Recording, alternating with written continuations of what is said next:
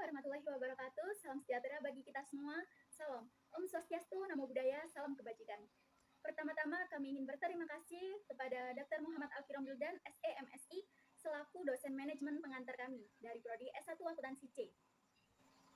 Kami akan mempresentasikan materi tentang fungsi manajemen dan fungsi perusahaan, disertai contoh-contohnya. Selanjutnya, saya serahkan kepada Novia Marviana untuk memulai materi. Novia, dipersilahkan.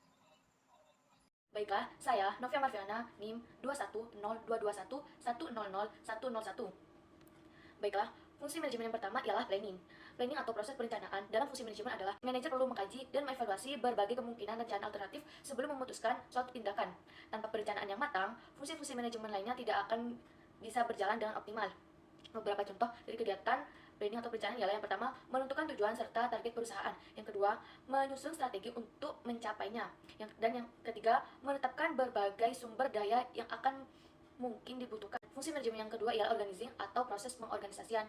Ialah fungsi manajemen yang berfokus pada pengaturan sumber daya fisik dan manusia yang perusahaan miliki guna merealisasikan rencana tujuan. Beberapa contoh dari kegiatan organizing yaitu yang pertama, menyeleksi, merekrut, dan memberikan pelatihan dan pengembangan sumber daya manusia. Yang kedua, menyelesaikan posisi tenaga kerja sesuai dengan kemampuan mereka. Yang ketiga, menyusun dan menetapkan tugas serta mengalokasikan tenaga kerja sesuai prosedur. Dan fungsi manajemennya akan dilanjutkan oleh teman saya, Nabila. Baik, terima kasih untuk Novia atas waktunya. Saya Nabila Kumala Wijayanti dengan NIM 2102211000132 akan mempresentasikan materi selanjutnya. Materi yang pertama adalah direction. Direction adalah suatu fungsi manajemen yang memobilisasi metode organisasi yang bekerja secara efisien untuk mencapai kegiatan yang sesuai dengan tujuan. Contoh dari fungsi direction: membimbing, mengarahkan, sekaligus mengontrol tindakan para pekerja dan staf yang ada di kantor. Yang kedua adalah controlling. Controlling adalah proses pengecekan apakah proses yang berlangsung menuju arah sesuai dengan tujuan atau menyeleweng. Contoh controlling adalah menentukan standar kegiatan usaha, menentukan pengukuran dari hasil suatu usaha, menganalisa penyimpangan. Materi selanjutnya akan disampaikan oleh Khalifatus. Untuk Khalifatus, dipersilahkan. Baik, terima kasih Nabila atas waktunya. Perkenalkan, nama saya Khalifatus Sadia, NIM 2102211000125. Saya akan mempresentasikan materi fungsi manajemen terkait ekonomi, produksi, dan akuntansi. Yang pertama, fungsi ekonomi. Pengertian ekonomi. Ekonomi adalah ilmu yang mempelajari usaha-usaha manusia untuk memenuhi kebutuhannya yang tidak terbatas, dengan alat pemuas kebutuhan yang terbatas.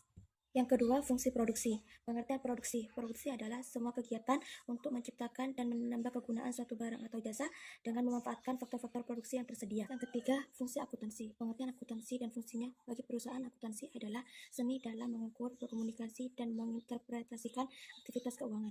Sekian dari saya, terima kasih, dan materi selanjutnya akan dilanjutkan oleh Saskia. Baik, terima kasih Khalifatus untuk waktunya. Saya Saskia Widyadila dengan NIM 2102211000122 akan mempresentasikan materi selanjutnya. Yang pertama ada fungsi pemasaran. Pengertian pemasaran yaitu suatu aktivitas untuk memenuhi kebutuhan dan keinginan yang ada melalui penciptaan proses pertukaran yang saling menguntungkan. Dan ketiga, koordinasi dan integrasi seluruh kegiatan pemasaran dalam perusahaan. Contoh fungsi pokok pemasaran adalah penjualan, pembelian, pengangkutan, penyimpanan, pembelanjaan, penanggungan risiko, standarisasi dan grading, pengumpulan informasi pasar.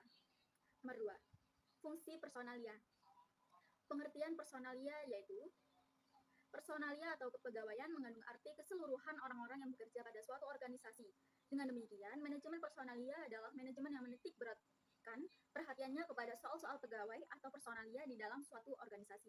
Berikut contoh fungsi di bidang personalia. Yang pertama ada procuring atau memperoleh tenaga kerja. Yang kedua ada developing atau memajukan atau mengembangkan tenaga kerja. Yang ketiga ada maintaining atau memanfaatkan tenaga kerja. Penutup. Kesimpulannya adalah perusahaan merupakan suatu unit kegiatan produksi yang memperoleh sumber-sumber ekonomi untuk menyediakan barang dan jasa bagi masyarakat dengan tujuan untuk memperoleh keuntungan agar dapat memenuhi kebutuhan masyarakat. Sekian dari kami Bapak, kurang lebihnya kami mohon maaf. Wassalamualaikum warahmatullahi wabarakatuh.